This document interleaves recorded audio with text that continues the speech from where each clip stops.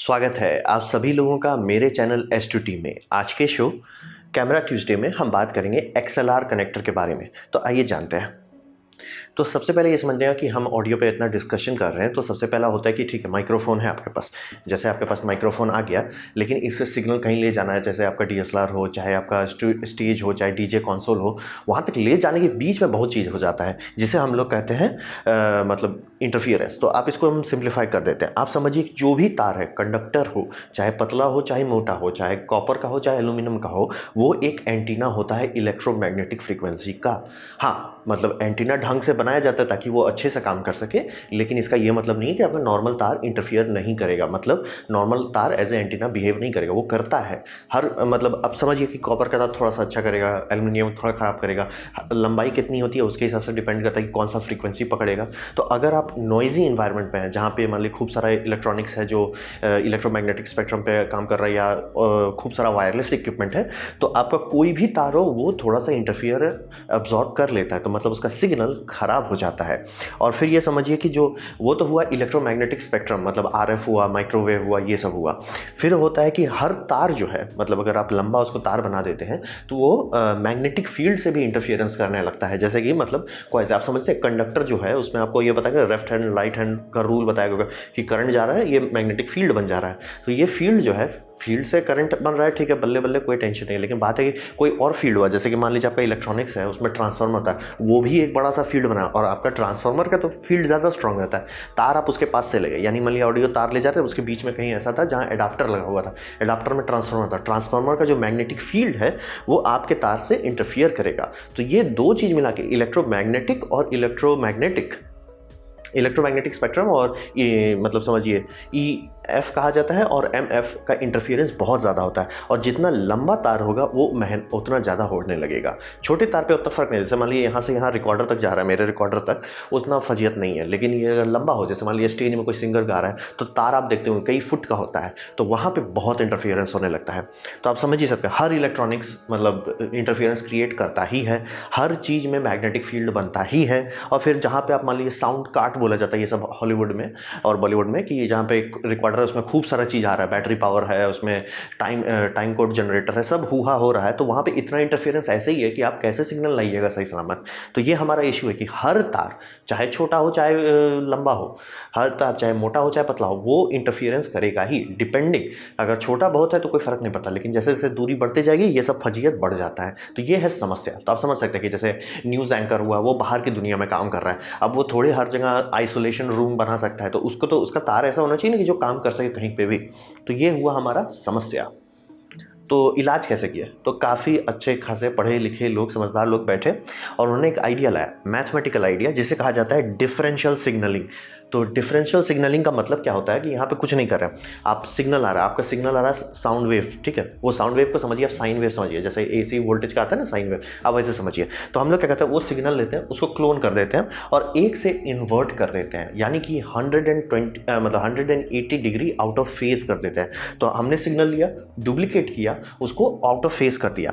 अब फायदा क्या होता है कि आउट ऑफ फेज जो सिग्नल है वो अगर आप मिलाइएगा तो जीरो मिलेगा, आपको कुछ नहीं मिलेगा। तो हम लोग क्या कहते हैं, वो आउट ऑफ फेज सिग्नल जो है, पॉजिटिव और negative out of phase signal जो दे रहे हैं, उसको एक डिफरेंशियल रिसीवर के पास भेजते हैं, वो उसको इन्वर्ट दोबारा करता है। हमने पहले इन्वर्ट किया, वो उसको दोबारा इन्वर्ट करेगा और उसके बाद आपको सिग्नल जोड़ के दे देता है, ठीक है। अब ये तो हुआ ट्रांसफर।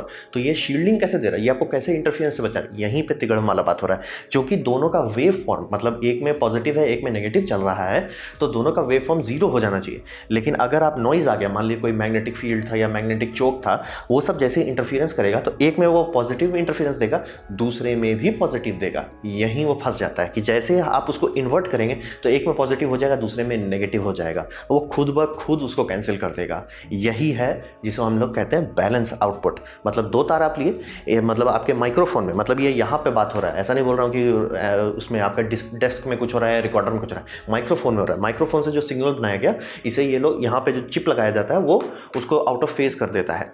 आउट ऑफ फेज करने से जो रिसीवर होता है वो रिसीव करता है, वो दोबारा उसको, मतलब जो एक उल्टा फेज है उसको दोबारा ठीक करता है। अब यही प्रॉब्लम होगा कि जो तार के चलते, मतलब जो इस तार में इंटरफियरेंस हुआ, उसमें थोड़े ऐसा बुद्धि था कि एक में हम 180 डिग्री आउट ऑफ फेज करेंगे, उसमें दोनों सेम हो गया, जिसे कहते हैं कॉमन मोड सिग्नल, यानी जो भी इंटरफेरेंस है उसे कहा जाता है कॉमन मोड सिग्नल।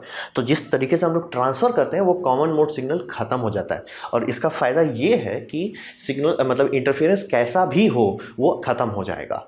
मतलब जो भी तिकड़म हो, जब तक वो दोनों में एक जैसा हो रहा है, मतलब जो दोनों लाइन वायर में एक जैसा सिग्नल जा रहा है वो ऑटोमेटिकली कैंसिल हो जाएगा। फ़र्क नहीं पड़ता कि बहुत ज़्यादा स्पाइक आया, बहुत कम स्पाइक आया, ज़्यादा पावर का स्पाइक आया, कम पावर का स्पाइक आया, ज़्यादा नॉइजी स्पाइक आया, मतलब ऐसे ऐसे करके आया, उसको कोई फ़र्क नहीं पड़ता।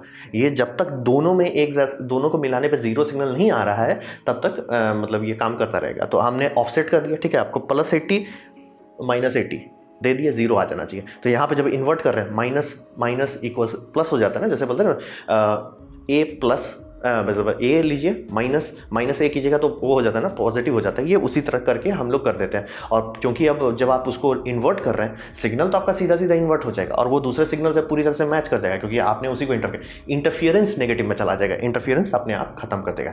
यही है सारा तिकड़म जो हम लोग करते हैं। इसी के लिए आपका XLR कनेक्टर इस्तेमाल किया जाता है जिसमें 3 तार होता है। ये 3 तार स्टीरियो के लिए नहीं है, जैसे आपके हेडफोन में तो देखते हैं ना 3 तार का क्या मतलब, एक ग्राउंड होता है, एक लेफ्ट होता है, एक राइट होता है। तो ऐसा माइक्रोफोन के साथ नहीं होता है, क्योंकि माइक्रोफोन डिफरेंशियल सिग्नल का इस्तेमाल करता है। एक ग्राउंड होता है, एक में मतलब समझिए जो प्राइमरी है उसमें 180 डिग्री सिग्नल चल रहा है, मतलब नॉर्मल सिग्नल है, दूसरे में 180 डिग्री ऑफसेट कर दिया जाता है। तो ऐसे करके हम लोग सिग्नल भेजते हैं, ठीक है। ये हुआ साइंस। फिर वो सिग्नल खराब ना हो जाए, कि मतलब भेज रहे हैं तो भी आप चाहोगे कि जितना ज़्यादा मतलब शील्ड कर सके उतना करें, तो हम लोग उसको डाइलेक्ट्रिक कंडक्टर के अंदर डालें। जैसे आप केबल का तार देखते हैं ना, जिसमें ऊपर एक शील्डिंग होती है, वो ऑडियो में भी दिया जाता है, वो शील्डिंग रहा, ठीक है। तो अब आपके पास 3 तार हो रहा है। पहला तार हो रहा है जो आपका ग्राउंड है, ठीक है, ग्राउंड आपने बाहर से दे दिया। ये इसलिए करते हैं क्योंकि कोई भी तार जो है ना लंबा, वो कैपेसिटर जैसा बिहेव करता है, खास करके अगर उसमें AC स्पेक्ट्रम हो।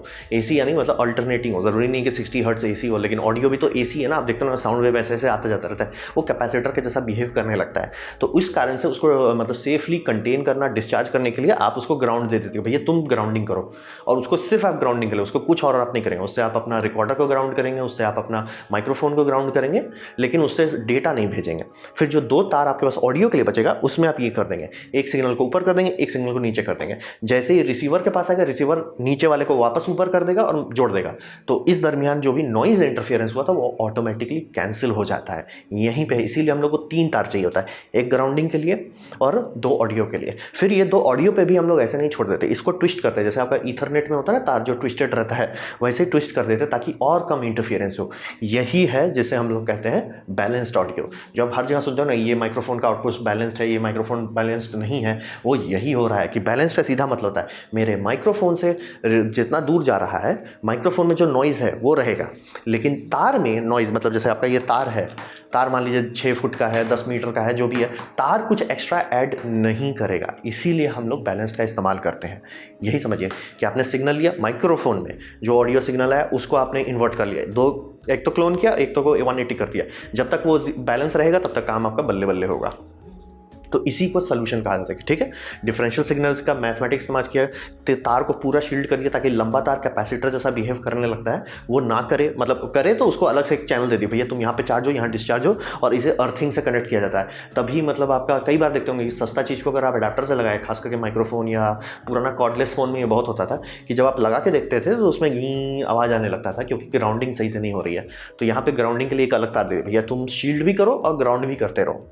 उसके बाद जो तार आ रहा है उसको भी हम लोग ट्विस्ट कर देते कि और इंटरफियरेंस कम हो जाए, फिर आपका काम हो जा रहा है। इसी को हम लोग कहते हैं बैलेंस्ड ऑडियो। इसीलिए आपको 3 तार मिलता है। ये मत सोचिए कि वो स्टीरियो है। 3 का मतलब है कि एक ग्राउंडिंग है, दूसरा आपका पॉजिटिव है, तीसरा आपका नेगेटिव है, और पॉजिटिव और नेगेटिव के बीच में 180 डिग्री का फेज डिफरेंस है। तो ऐसे करके हम लोग बनाते हैं। तो फिर बात करते हैं XLR। ये जो आप हर जगह देखते रहते हैं, ये क्या है? तो ये समझिए जॉर्ज क्यू कैनन ने बनाया था। हाँ, इनका नाम में कैनन है। 1950 में, काफ़ी पुरानी टेक्नोलॉजी, मतलब इसीलिए आपको ये हर जगह देखने को मिल जाता है। बहुत आदम जमाने का है, टेस्टेड है, मतलब इसके ज़्यादा आगे पीछे लोग कोई हुआ नहीं करते। आपको इसका मिनी भी मिल जाएगा जो आजकल वो लेवलियर माइक्रोफोन के लिए इस्तेमाल किया जाता है। तो ज़्यादा लेकिन आपको इसमें मेहनत नहीं करना है। लेकिन ये बात ज़रूर आप ध्यान रखिए कि XLR जो मैं अभी बात कर रहा हूँ ये 3 पिन वाला है। बहुत सारे एक्स्ट्रा भी आते हैं, इसमें 5 पिन होता है, 6 पिन होता है, ये सब हुआ होता रहता है, तो उस पर आपको दिमाग लगाने का जरूरत नहीं है। XLR जनरली 3 पिन वाला होता है। और ग्राउंड इसको बनाया गया है, इसका मतलब प्लग और ये कनेक्टर दोनों ऐसा बनाया जाता है, मेल और फीमेल एंड, कि जब भी आप इसको कनेक्ट करेंगे तो हमेशा ग्राउंडिंग पिन पहले कनेक्ट होगा, ये ज़रूरी है। ये करने से वो मतलब चार्ज और डिस्चार्ज के बीच में उतना अंतर नहीं होता। ये मतलब इलेक्ट्रिकल सेफ्टी के लिए किया जाता है कि तभी आप मतलब डेक में और केबल लगाइएगा या केबल निकालिएगा, धड़ाक से स्पाइक नहीं आ जाएगा उसके चलते। तो ग्राउंडिंग पिन हमेशा पहले कनेक्शन बनाता है। और फिर लॉकिंग भी सिस्टम भी दिया जाए कि गलती से आप खींच के नहीं निकाल सकते। ये आप देखते हो ना, आपका हेडफोन तो खींच के निकल सकता है। आप समझिए कोई सिंगर है, गा रहा है, वो तो उसका तार पे तो जोर पड़ता रहेगा, इसीलिए लॉक भी दिया जाता है। इसीलिए लॉक ज़रूरी है। मतलब XLR का आप प्लग XLR बोलोगे तो उसमें लॉकिंग होना ज़रूरी है। और बहुत सारा वेरिएंट आपका आता है 5 पिन का। इसको तो कई लोग स्टेज के लाइटिंग के लिए भी इस्तेमाल करते हैं, साउंड सिस्टम के लिए भी इस्तेमाल करते हैं, मतलब इससे स्पीकर भी चलाया जाता है। तो ये सब का बहुत एडवांस हो गया, मतलब ये डिज़ाइन बहुत अच्छा था, लोगों ने उसको और बढ़ा दिया। तो इससे मैं उम्मीद करता हूँ आपको समझ में आ गया होगा कि XLR क्या तिगड़म है। ज़्यादा कुछ खास नहीं है, 3 तार का इस्तेमाल कर रहे हैं। एक ग्राउंडिंग है जो सबसे पहले कनेक्शन बनाता है, बाकी दोनों में आप मतलब एक ही सिग्नल को इन्वर्ट करके भेज रहे हो और आपका मतलब रिसीवर जो है, जो रिकॉर्डर है, वो उसको संभाल ले रहा है। और इससे फ़ायदा ये होता है कि तार आपका 1 मीटर का हो या 50 मीटर का हो, तार से इंटरफेरेंस नहीं आएगा। तो क्या इसको आपको घर में करना चाहिए? हाँ भी और नहीं भी। आप ये समझिए, आपको पता नहीं हो सकता है कि घर मतलब ये दीवार है, इस दीवार के पीछे कोई मोटर चला रहा है, मोटर बहुत गंदा इलेक्ट्रोमैग्नेटिक्स इंटरफेरेंस क्रिएट करता है। मोटर नहीं चल रहा था, एकदम बल्ले बल्ले साउंड आ रहा है, जैसे मोटर चालू की धड़ाक से आवाज़ खराब हो गया। तो इस कारण से लोग अच्छे क्वालिटी के माइक्रोफोन में डिस्कशन ही नहीं करते। मतलब शांति से XLR ही होगा, शांति से बैलेंस्ड ही होगा, वो करते ही हैं। मतलब वहाँ पे डिस्कशन नहीं, आप रिस्क नहीं ले सकते। आप मान लीजिए किसी एक्ट्रेस को बुलाया, उसका रिकॉर्डिंग कर रहे हैं, तार के चलते आपका ख़राब हो गया, तो भाई मतलब क्या कीजिएगा। इसी कारण से यहाँ पे कोई डिस्कशन नहीं है। अच्छे क्वालिटी के माइक्रोफोन जनरली बैलेंस्ड ही होते हैं और कुछ नहीं मिलता। लेवलियर माइक्रोफोन को छोड़ के, क्योंकि वो तो यहाँ से यहाँ तक ही ले जाना है उसको, तो लेवलियर माइक्रोफोन को छोड़ के जनरली जितने भी जिसमें तार होंगे उसमें हमेशा XLR मिलेगा। और अगर आप मान लीजिए XLR का माइक्रोफोन कंप्यूटर में कनेक्ट करना चाहते हैं तो आपको एडाप्टर मिलेगा जो उसको मतलब एक तार को सीधे रिजेक्ट कर देता है, जो मैंने बताया नंबर 3 केबल को रिजेक्ट कर देता है। वो आपको नहीं करना चाहिए। जनरली आपके लिए अच्छा रहेगा अगर आप ये खरीदते हैं, जिसे हम लोग कहते हैं USB इंटरफेस। तो इंटरफेस खरीद के आप ये आराम से कंप्यूटर से कनेक्ट कीजिए, तो आपको वो बैलेंसिंग बेनिफिट मिल जाएगा। तो मान लीजिए आप लाइव स्ट्रीमिंग कर रहे हैं, कैमरा थोड़ा दूर है, कंप्यूटर थोड़ा दूर है, तो लंबा तार ले जाना है, वो सब भी बल्ले बल्ले काम करे और सिग्नल स्ट्रेंथ भी अच्छा हो जाता है। तो इसीलिए XLR का इस्तेमाल करते हैं। और ये आपको कहीं कहीं जगह पे, खास करके जूम के रिकॉर्डर में, ये काफ़ी फैंसी पैड मिलेगा जिसमें TSR कनेक्शन मिल जाता है आपको, जो कि ये इस तरह का रहता है। मतलब समझिए हेडफोन का कनेक्टर का बड़ा भाई है, तो वो मतलब आप लगा सकते हैं बीच में। तो ये लेकिन उतना इस्तेमाल नहीं होता है, एक्सपेक्ट मत कीजिए कि प्रोफेशनल में मिलेगा। ये मिड टियर में आपको बहुत मिलेगा और हेडफोन के लिए काफ़ी इस्तेमाल होता है। एयरलाइन इंडस्ट्री में भी इसका काफ़ी इस्तेमाल किया जाता है। तो ये था मेरा प्रेजेंटेशन XLR और बैलेंस्ड आउटपुट के बारे में। उम्मीद करता हूँ आपको अच्छा लगा हो, कुछ सीखने में मिला हो, कुछ समझ में आया हो। अगर ऐसा है तो लाइक कर दीजिए। नहीं पसंद आया, नहीं अच्छा लगा, कोई बात नहीं, आप डिसलाइक कर सकते हैं। मैं कहूँगा डिसलाइक का बटन 2 बार दबाइए, उससे मुझे पता चलेगा वो कितना नापसंद हुआ है। और मैं आपसे कहूँगा कि कॉमेंट लिखिए, क्योंकि मैं हर कॉमेंट का जवाब देता हूँ। और आप सब्सक्राइब कीजिए, बेल दबाइए अगर आप फ्री हैं तो। आपने मेरा वीडियो देखा, जानकर मुझे बहुत खुशी हुई। धन्यवाद।